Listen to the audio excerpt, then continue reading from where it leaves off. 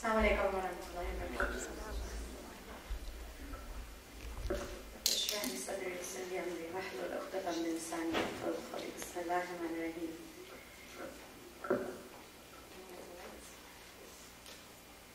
First of all, I would just really like to thank you all for making the time today for this very important topic. I'm honored to be here, to have been invited here to speak with you. I'd like to thank the organizers of MCK to bring this cause, to the community, to raise the awareness. And I have to be partial, but especially to Sister Zaynab. She's been a champion for this cause since I've known her. May Allah subhanahu wa ta'ala bless her efforts, reward her, and protect her. She's really worked hard to bring you this topic. Just as a brief introduction, I was at an ISNA convention back in 2009, and it was that summer when I changed my outlook completely on this topic. I had made time to attend a session chaired by Imam Zayd Shakir, who most of you probably know, and he, I think it was the first time ever in the history of a major forum like an ISNA where there was a session to discuss the inclusion of individuals with disabilities in our communities. He said one thing that resonated with me, and I've spoken about this on panels before. He said, the individual is able. It is, and please don't quote me because this is not a direct quote, but this is the gist of what he said. The individual, when he was discussing people with disabilities, is able. However, it is our inability to see that individual as a whole. So let's just really ponder this as I get into my topic. And I was really inspired to talk to our communities and change our communities when I thought about that.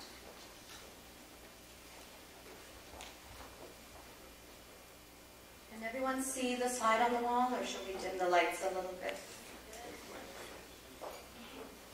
Basically, I'm just going to set the tone. I'm here to give a very, very basic overview. My esteemed co-panelists are experts here, and you will, inshallah, get a perspective from them that will be different from this. But I'm just giving you the absolute basics. In terms of an overview, what is a disability? We can define it as it's a condition that really affects the functioning of somebody's life. It can be physical, it can be mental.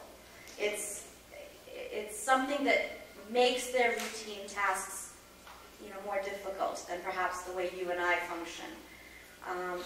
It's a deprivation or a want of an ability. So something is maybe not exactly the way to its fullest extent it is not functioning.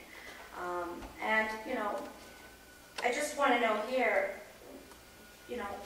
just by show of hands, who knows someone here with any kind of disability?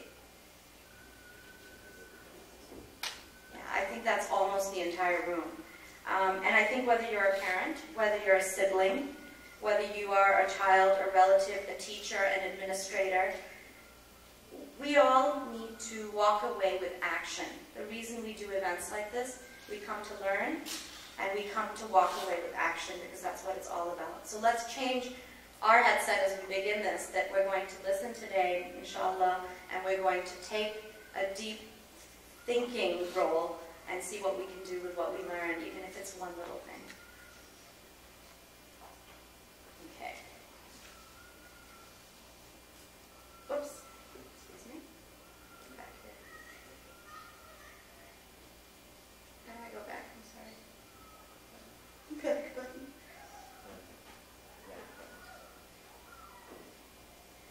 Okay, this title is Why Me, and obviously this isn't me. This is my daughter, Maureen. I'd like to introduce you to her. She's one of my 3 daughters. Maureen is now, mashallah, 12 years old. And she was diagnosed with classic autism, PDD, pervasive developmental disorder, at the age of 2.5. Maureen was born perfectly typical and normal in terms. She is today streamlined with other typical children in school, as well as gets a one-on-one education. But she's really the sole reason that I'm here today to talk to you. I'm a parent of a child with a disability. She is a gift. She is a gift from God. She's a gift from Allah. She is a blessing in my home. And today, 12 years after, I can tell you that I truly believe that when I say that to you. I would not be able to share my experiences or talk to you with advice or support if it wasn't for Nadine.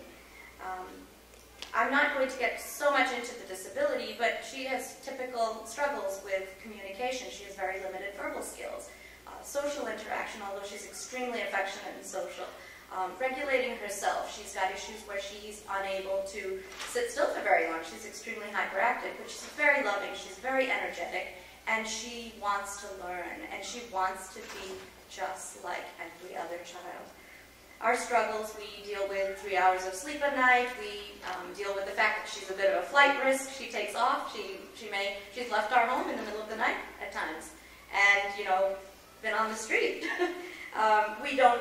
Occasionally, it's very difficult to go to social events and events at the masjid, and things at school is very hard when you have a child like this. I've been actually told, and this is just for your information, I've gone to the masjid and, to a speaking event or an evening like this, and I've had a hard time, just because she wants to get up and run around, and I've been told, well, then why did you come? You shouldn't have brought her. And so, to me, again, that's the precipitus for wanting to discuss this blessing in my home and why I see it as a blessing and why I feel the need to share and really talk about homes like this and people like this in our communities.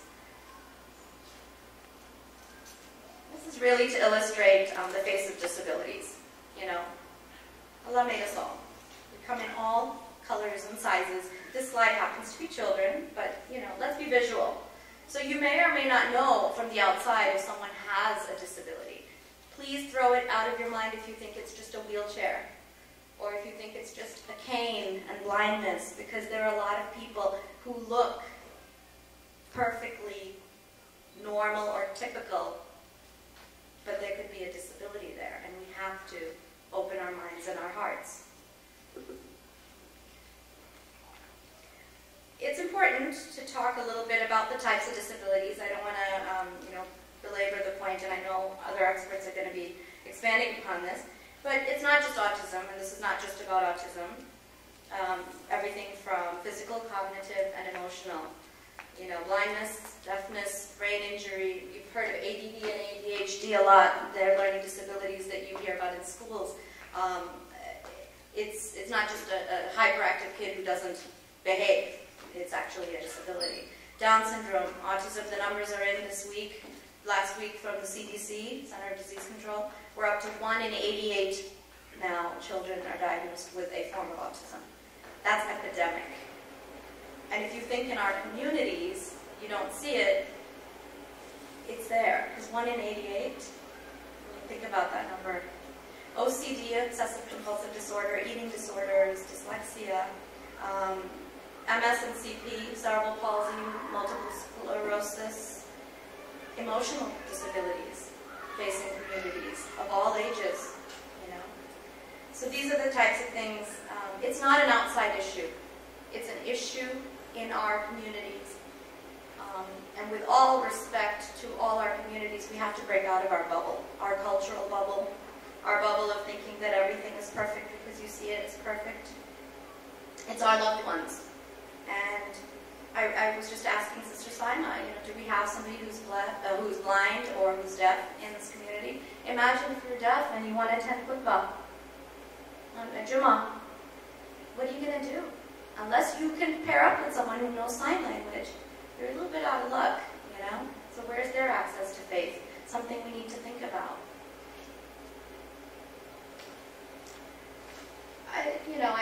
I've been doing a little bit of research and just, again, I'm sharing thoughts to help us develop our thinking. It's so important that you see the child and not a disability. These children are no less Muslim and no less deserving. Do we know what's in their hearts and how they want to connect with their Creator? Each child has certain abilities and strengths which can be developed no matter what. You hear the thought that people with special needs are a way for their family or their parents to be granted the gardens of Eden and Jannah. Children are very close to Allah. They're so pure. These kids are sinless.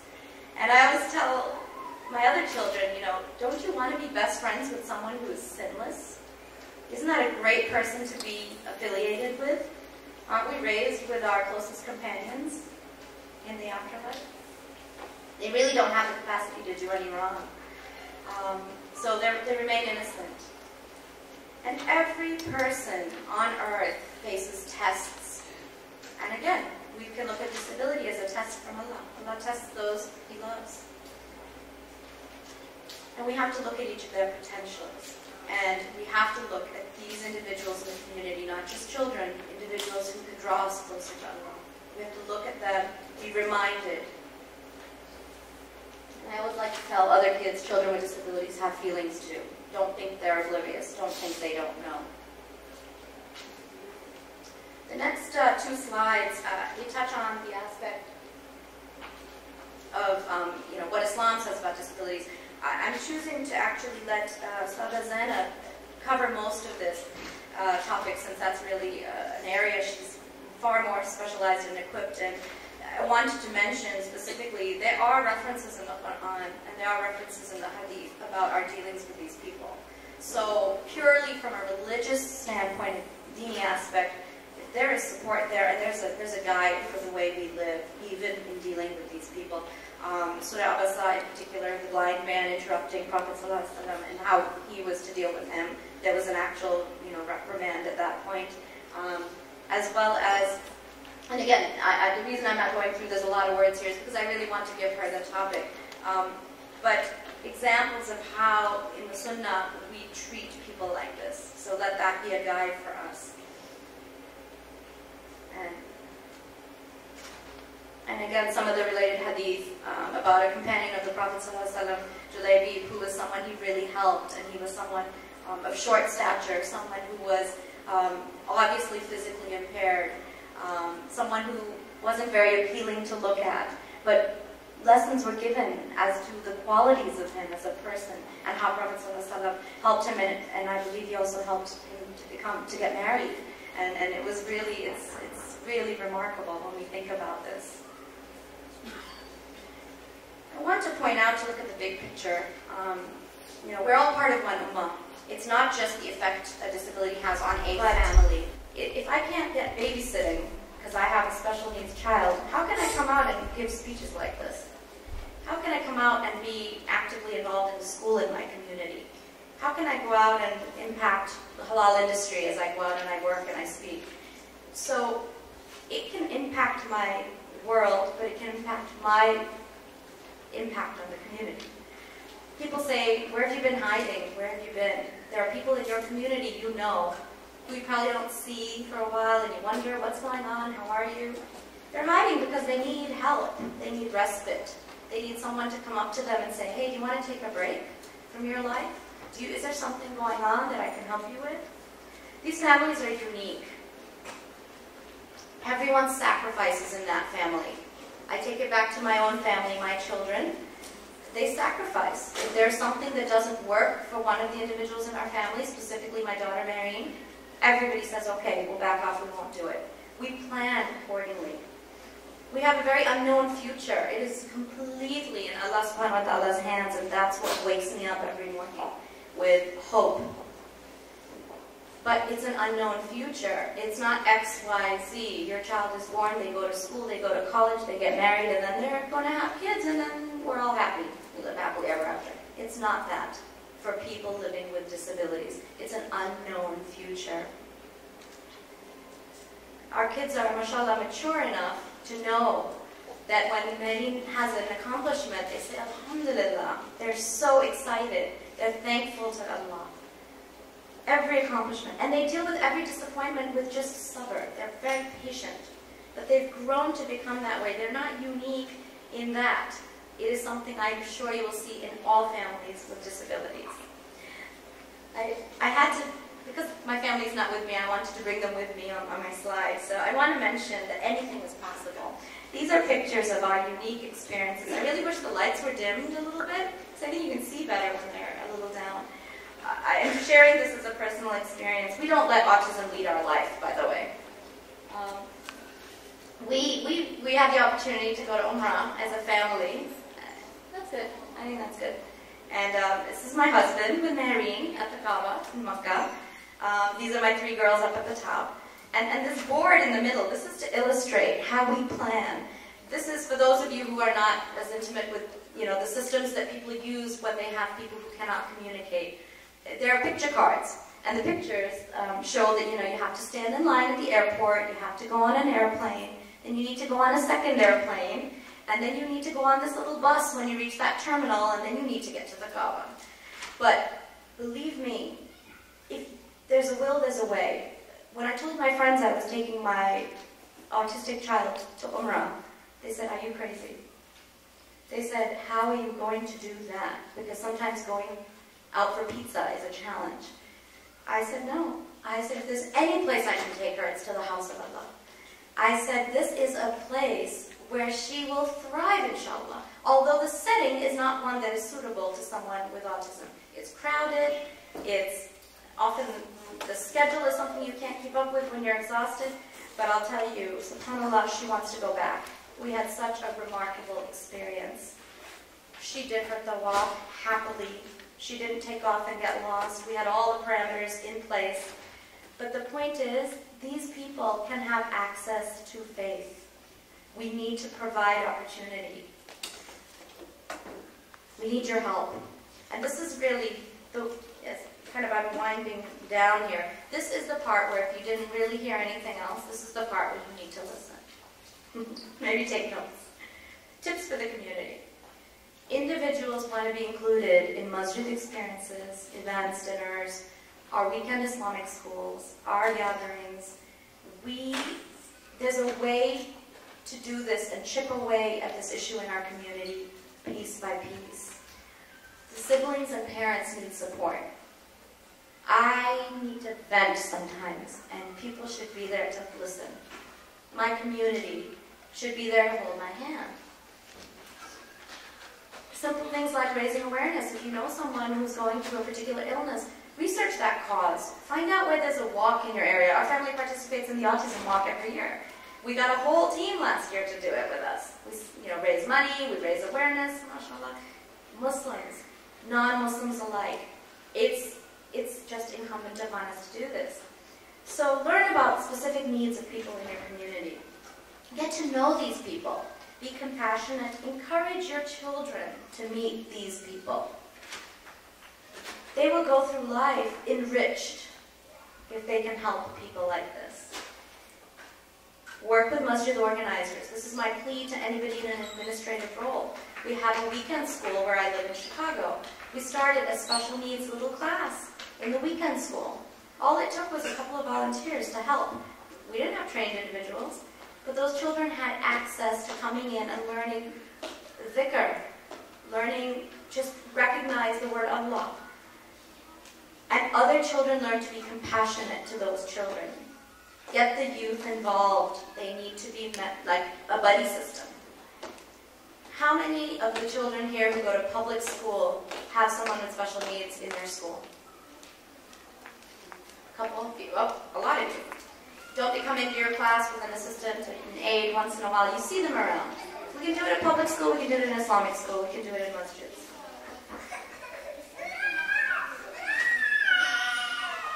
We don't want these people to feel left out. What are we doing? What is our responsibility?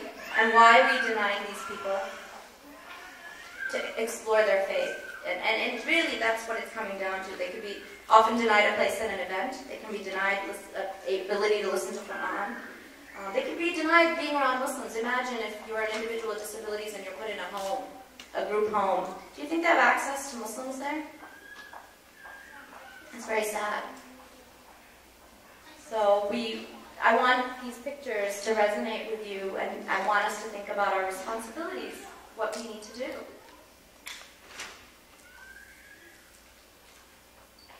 And these are all things that are not uncommon or, not known to us. We just need to be responsible and act with kindness and passion and compassion and friendship to these individuals. And as I wrap up, I want to read this. This came from a beautiful article called Embracing Special Children. Islam is a religion of one community and one ummah, undivided. As such, the community shares responsibility in providing religious needs of our children, as well as that includes all children that Allah has sent upon us as a trust. It is our duty as a community to include such children actively, accept them lovingly, and teach all of our children to respect and love each other for the sake of Allah. I mean, that's it in a nutshell. That's really it in a nutshell. And this applies to children. I apply it to all individuals in the community. And again, I'd like to thank the Muslim community of Knoxville. It's bold. We do have events like this going on around the country, but we don't have enough of them. And I'd like to just leave it at that, and inshallah there's going to be time afterwards for questions and answers, and we certainly would love to share, any more feedback that you have or any questions. Thank you so much. Assalamu alaikum.